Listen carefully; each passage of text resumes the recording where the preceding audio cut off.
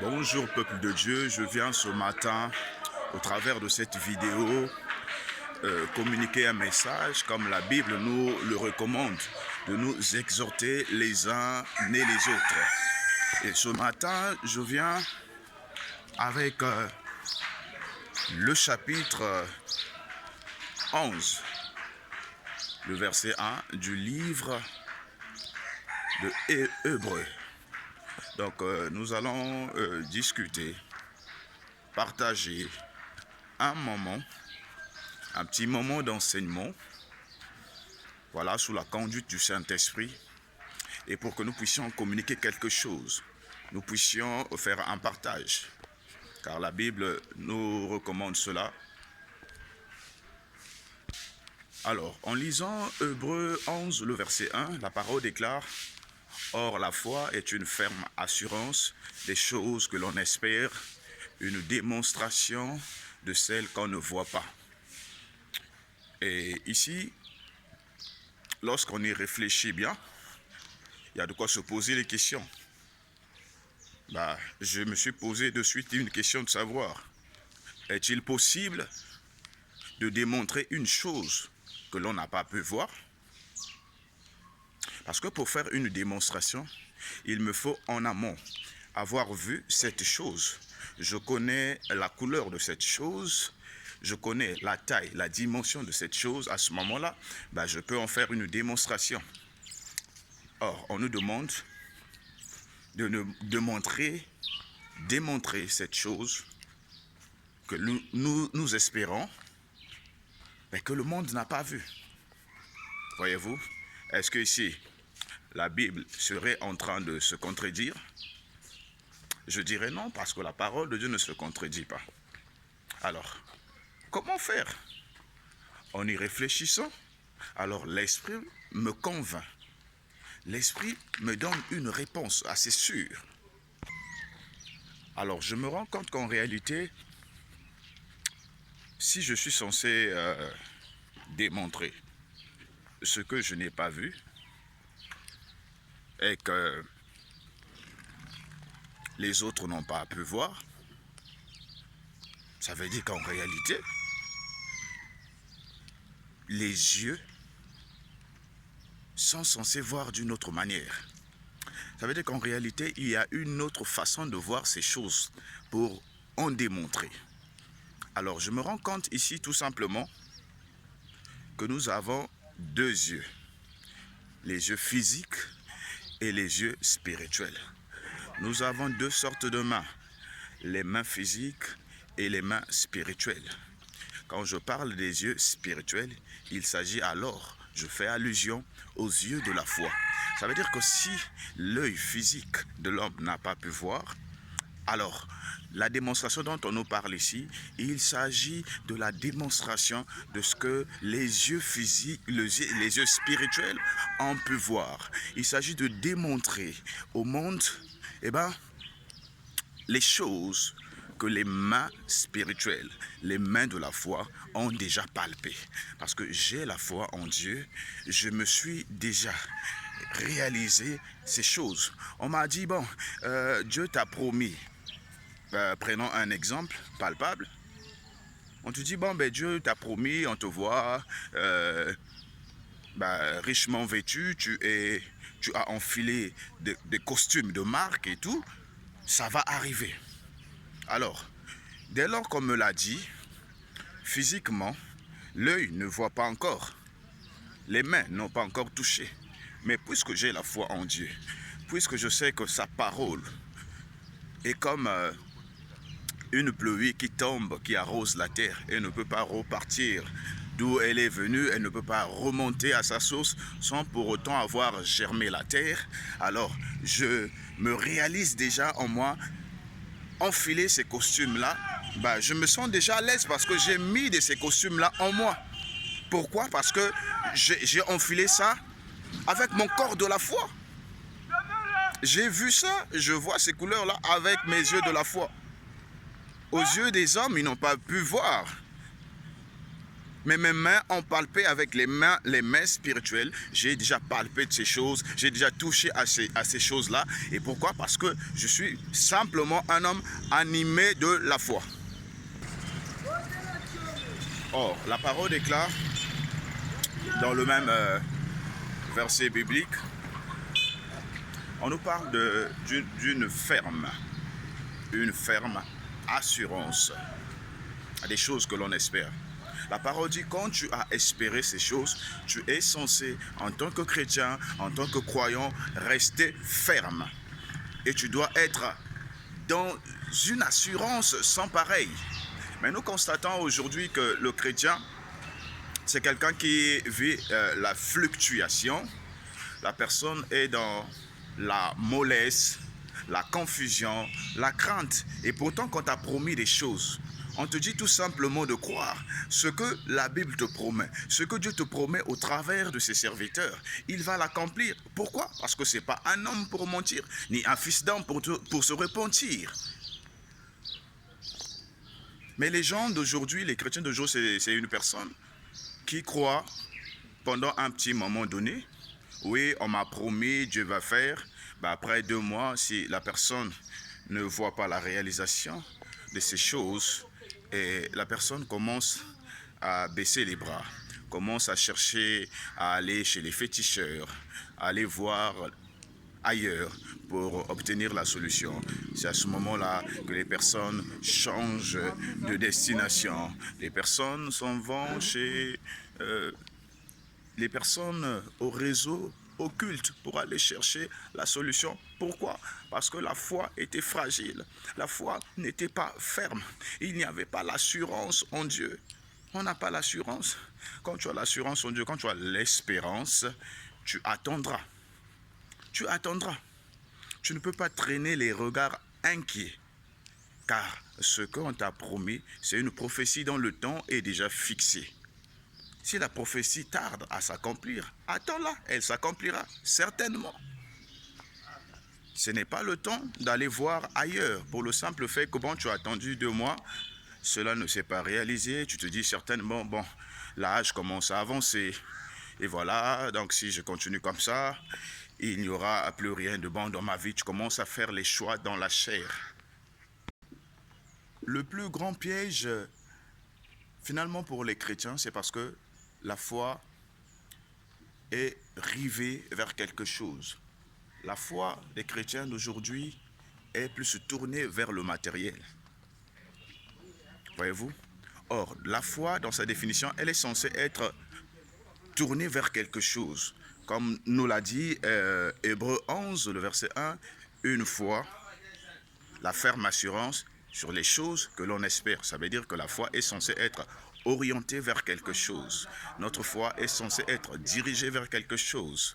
Mais aujourd'hui, le croyant, c'est quelqu'un qui dirige plus sa foi vers ce qui est périssable, vers le matériel.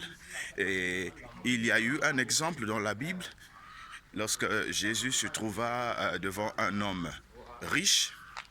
Cet homme était en train de se glorifier de ce qu'il était en train d'appliquer toute la parole de Dieu.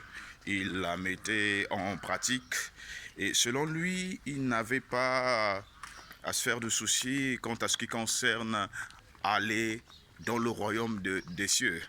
Donc, il se disait que pour moi, le royaume des cieux, c'est déjà gagné. Parce que je fais du bien, je fais l'aumône aux pauvres, je ne commets pas l'adultère. Je ne suis pas un fornicateur, je ne suis pas un menteur. Donc, je donne la dîme à l'église, et je fais du bien à mon entourage, je prends soin de ma famille. Donc, pour lui, il se disait que bon, il n'y aura pas de calcul. Donc, je rentre haut les mains dans le royaume des cieux. Pourquoi? Eh bien, parce que j'applique ce que la parole me demande d'appliquer. J'applique toute la parole de Dieu. Il était donc sûr, et pour lui, c'était un sujet de zèle. Mais Jésus lui dira, si tu aimerais entrer dans le royaume des cieux, va chez toi, partage tous tes biens, partage tout ton patrimoine aux pauvres et viens, suis-moi. Alors à ce moment-là, il était devant une équation difficile, voire impossible. Cet homme est parti, il a tourné dos à Jésus. Quand il est parti, Il n'est plus jamais revenu. Pourquoi? Eh bien, parce qu'il avait tellement son amour attaché à son matériel. À ce moment-là, il a trouvé que c'était impossible. Il ne pouvait pas partager tous ses biens. Son cœur était attaché plus à sa richesse. Et il ne pouvait pas abandonner sa richesse pour suivre Jésus. Parce que pour lui, il avait besoin de vivre dans son confort. Il ne pouvait pas vivre dans l'inconfort. Voyez-vous? Et c'est le cas de plusieurs croyants aujourd'hui. L'amour du matériel, l'amour de ce qui est périssable est en train d'envahir les cœurs des chrétiens. À ce moment-là, on a oublié le but pour lequel on est censé avoir la foi. Or, la foi de l'homme chrétien est censée être orientée vers Christ. Christ est l'unique consommateur de ta foi. La foi est censée être basée sur Christ. On est censé avoir une fixette sur Jésus-Christ. Donc, quand tu te dis être enfant de Dieu, tu es censé savoir que dans le chemin, le parcours d'avec Dieu est semé aussi d'embûches. Tu es censé avoir la foi, mais une foi tournée vers Christ. L'Église n'existe pas pour nous donner de suite le matériel, non. L'avènement de l'Église, ce n'est pas pour donner le mariage, ce n'est pas pour donner la conception, mais c'est pour emmener les enfants de Dieu vers le royaume des cieux. Donc, ta foi est censée être inébranlable. Tu es censé être ferme. Tu dois avoir l'assurance sur tout ce qu'on a eu à te promettre. Ce que Dieu a dit, il va le faire. Pourquoi il va le faire? Parce que ce n'est pas un homme pour mentir, ni un fils d'homme pour se repentir. Quand tu as la foi, tu n'attends pas tout de suite l'accomplissement de ce qu'on t'a promis. Même quand il n'y a pas encore l'accomplissement, crois-le fermement que ce que Dieu a promis, ce que Dieu m'a promis, il va le réaliser. Bien-aimés, la Bible nous fait mention des héros de la foi dans les évangiles. Et la majeure partie de ceux à qui Dieu avait révélé ces choses, Dieu avait fait des belles et des grandes promesses, ils n'ont pas pu voir de ce que Dieu avait promis. Ce n'est le cas de notre ancêtre, le Père Abraham. On a dit, ta descendance sera nombreuse comme les grains de sable. Mais pourtant, jusqu'à ce qu'il s'en aille, il n'a pas pu voir de cette descendance de ses propres yeux. Et cette multiplication a commencé par son petit-fils Jacob qui a donné naissance aux 12 apôtres. Il y en a encore nombre de ceux à qui Dieu avait promis des choses. Ils ne l'ont pas vécu, mais ils avaient gardé la foi. Ils étaient fermes parce qu'ils savaient qui est la personne en qui ils avaient mis leur confiance et leur espoir. La Bible nous parle d'une histoire très enrichissante en matière de foi. La Bible déclare que les apôtres leur arrivaient à un moment où ils étaient seuls dans le lac, en train de ramer pour aller vers un autre bord. Eh bien, dans la nuit, alors que les vents étaient en train de secouer, les vents étaient contraires. Ils voient de loin, au loin, Jésus arriver vers eux et il marchait sur les eaux. Alors, à la vue de Jésus, les apôtres se disaient de suite que c'est un fantôme. Certainement, c'en est fini pour nous. Certainement, il y a un Terminator qui arrive là pour nous abattre. Voici que nous sommes perdus dans la vallée, dans le lac. Et en pleine nuit, voici qu'il y a une tempête qui menace nos vies. Et le bateau est menacé de faire naufrage. Celui-là, certainement, il arrive pour finalement dire la messe finale. Mais Jésus leur a dit, n'ayez pas crainte, c'est moi. Alors, ils ont en face d'eux la personne qui est censée apporter la solution. La personne qui est censée changer le cours de leur histoire. La personne qui est censée transformer leur situation. Et ils avaient encore quand même le doute. À ce moment-là, Pierre va dire, Seigneur, Maître, si c'est réellement toi, ordonne que je marche, que j'aille vers toi, mais marchant sur les eaux. Alors, la parole déclare que Christ lui donna l'opportunité, lui donna l'accord de marcher, d'aller sur les eaux pour aller à sa rencontre. Alors que ce dernier quitta la barque, il commença à marcher. Et la parole déclare que les eaux se solidifia. là où il y avait le liquide, ça devint comme quelque chose de solide, quelque chose de ferme. Voyez-vous, comme du goudron, la personne commence à marcher au-dessus des eaux et la personne ne s'écroule pas, la personne ne se noie pas. Marchons vers Jésus, et bien à ce moment-là, les tempêtes aussi continuaient à s'agiter. Alors, au lieu d'avoir une fixette vers Jésus, au lieu de se concentrer sur son objectif en face, qui est Jésus, l'apôtre Pierre a commencé à gérer les agitations qu'il y avait autour. Et à ce moment-là, il perdit la foi. Il perdit la foi et c'est à ce moment-là que Pierre commençait à se noyer encore dans les eaux. Mais pourtant que Jésus était en face de lui. Quand tu as la foi, bien-aimé, tu es l'image d'un tireur américain, d'un sniper. Et tu as en face de toi une cible. Et donc, tu es censé tirer au moyen de la foi sur une seule cible. La cible, c'est Jésus le Christ. Et quand tu as ta cible, tu ne peux pas rater la cible. Il ne faut pas rater la cible. Parce que quand tu rates la cible, tu passes à côté de la plaque. Voyez-vous? Mais c'était le cas avec l'apôtre Pierre. Donc, sa foi était un réel château de sable. Le vent est passé, et ben, elle s'est écroulée. Il s'est noyé dans les eaux, commençait encore à pleurer. Maître, sauve-moi, sauve-moi. Et on se rendit compte que, en quelques fractions de secondes, Jésus lui tendit la main. Jésus lui tendit la main et le sorta des eaux. Ils regagnèrent ensemble la barque. Et ici, il lui recommanda d'avoir la foi. Alors, on se rend compte qu'ici, finalement, Jésus, en réalité, n'était pas loin de lui. Parce que s'il était loin, très loin de lui, s'il était au loin, bah, il n'avait peut-être pas la possibilité de le sortir de suite. Mais il l'a tendu la main. Pierre n'a pas cherché à nager pour aller vers la main de Jésus. Alors, par là, on doit comprendre quelque chose. C'est que, bien-aimé, tu es censé être ferme quand se lèvent les tempêtes. Parce que très souvent, lorsque le vent s'agite, très souvent, lorsque les vents sont contraires, lorsque tous les signaux viennent à t'indiquer qu'il n'y a plus espoir, c'est finalement à ce moment-là que tu es proche du but. C'est à ce moment-là que l'Éternel est censé agir. Tu dois savoir que je puis tout par celui qui me rend fort, comme le disait l'apôtre Paul, doit être une parole que tu es censé vivre. Tu dois te dire que lorsque ma faiblesse, lorsque ma force s'arrête, c'est à ce moment-là que Dieu est censé entrer en action. Et parce que je ne suis pas seul dans ce combat, j'ai un allié puissant.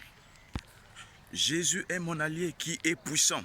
Donc lorsque je marche avec lui, je ne peux pas traîner des regards inquiets. Bien-aimé, très souvent certaines personnes ont ce qu'on peut appeler la peur de réussir. Voyez-vous, lorsqu'on s'approche du but, très souvent, le sentiment qui monte dans son âme est un sentiment d'échec. On se dit certainement, j'ai eu à mettre tous les moyens en jeu, ça n'a pas marché. Cette situation est en train de perdurer, eh ben, il n'y a plus de possibilité pour moi de réussir. À ce moment-là, c'est la peur qui précède la réussite. Très souvent, lorsqu'on est proche du but, il y a une peur qui précède la réussite, qui envahit les chrétiens. Et c'est un sentiment qui très souvent est aussi perspicace au point parfois de te dévier même du but et tu t'en vas ailleurs. Mais je viens au travers de cette vidéo te rassurer que tout ce que Dieu t'a promis, il est capable de le faire. Mais seulement tu es censé être ferme dans la foi. Et lorsque tu te rends compte que les eaux commencent à s'agiter de plus belle, ne te dis pas que c'en est fini pour toi. Non, tu as un homme qui est capable de ramener à l'existence ce qui même n'existait pas. Et pourquoi je te parle de ces choses-là? Eh bien parce que moi-même je suis un exemple parfait en ce qui concerne la foi. J'avais un certain petit niveau, une certaine élévation apparente aux yeux des hommes. Et il est arrivé des moments de tempête et tout. Je suis reparti de zéro, perdant le peu que je pouvais posséder. Mais on m'a dit, crois en Jésus-Christ. Ben, j'ai cru en Jésus-Christ. Et dès lors que j'ai cru en Jésus-Christ, je traversais le désert. Il a éloigné ce passage du désert. Et Jésus commence à me faire sourire. Donc je me dis, ben, j'ai une grande richesse à venir.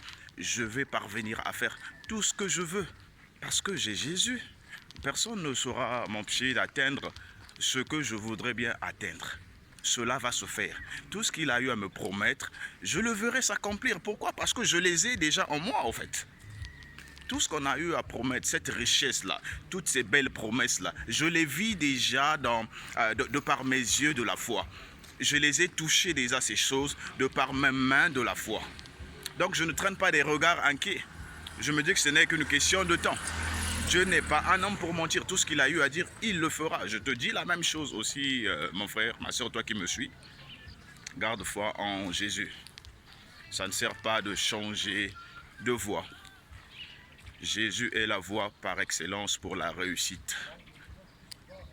Il est possible en toutes choses. C'est lui le spécialiste en ce qui concerne les cas impossibles. Les cas que le monde n'a pas pu résoudre. Lui, il est là pour ça. Donc, emmène vers lui tes fardeaux. Ne te charge pas de tes propres fardeaux, non. Emmène-les à Jésus, emmène-les à Jésus.